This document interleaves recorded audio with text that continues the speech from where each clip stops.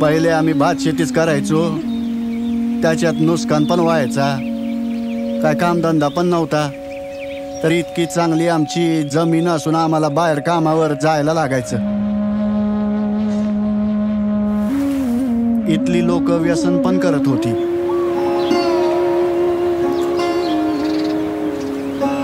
हे असं चाललं तर प्रगती कशी होणार आमची? माझ्या जागेत काय करायचं ते पार्सद चिकित्सावाल्याने माहिती दिली.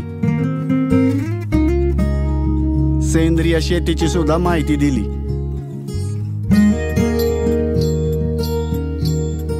महत्वाची आम्हाला रोप पण आणून दिली. मग आम्ही मोगरा लावायचं पण ठरवलं.